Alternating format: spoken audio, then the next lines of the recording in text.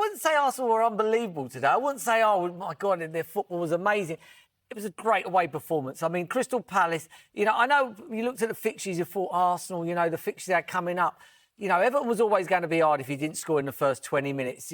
Fulham are a good team.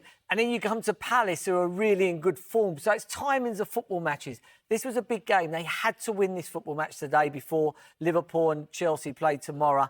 And they've done that. And, and I think with everybody scoring Jesus 2 and then spreading the goals around, it's just a brilliant result. I wouldn't say the greatest performance, but a needed result. They were clinical, Paul, weren't they? Yeah. And the goalkeeper made good saves at the right time in Raya. Because they had to suffer a little bit. When I remember a few weeks ago, it was Saturday Night Football and they played against West Ham and they were so convincing that game. West Ham got a couple of goals just before half-time, but that was a really pure performance in every respect to the word. Today, it was a little bit more difficult. Sarr and Mateta certainly caused them problems. But once they stayed in the game and then they started to get the goals and a bit of control, and it's just been such an amazing week for Jesus. I'm really happy for him because he's had injuries. He's always got a smile on his face. He obviously had his problems when he was at Manchester City with knee injuries. But to see him play him and to see him play at that level, and he's never been maybe the most clinical of goal scorers. The two that he probably missed were easier than the ones he scored.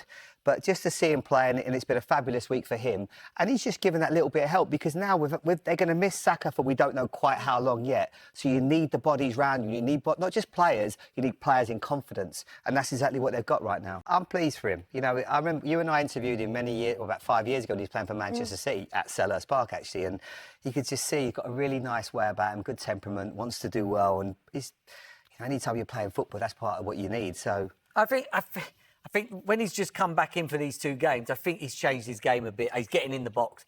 When I watch he said that, didn't he? When I watch him play, usually he knits everything together. He's a very unselfish footballer. Absolutely. He comes short and he joins things in. I remember, if you remember Bournemouth, I think it was last season when he was brilliant. He was knitting stuff together. Bournemouth away when they won Arsenal. I think this time he's getting into the box. He's thinking, you know what? I need to score goals. If I want to play in this Arsenal team, assists are not going to get me a game. I need to score goals. And he was in the box so many times. They've been the team that's been caught and been chased by Manchester City. Now, we look where Man City are in 6th. You've got to rule them out of the equation.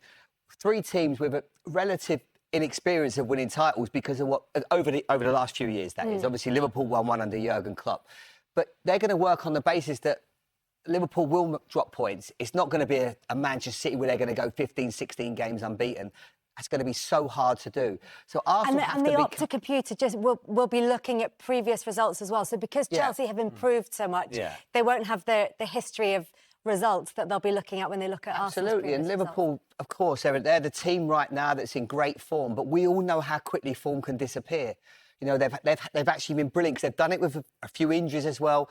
But what Liverpool have got that I think Arsenal still need, and if they can do it in January, I think they'll give them even more chance, is that they can bring, and when everybody's fit, and I'm talking about Jota and players like that, so many people that can come off the bench to make a difference, make an impact. Arsenal are just short in that area.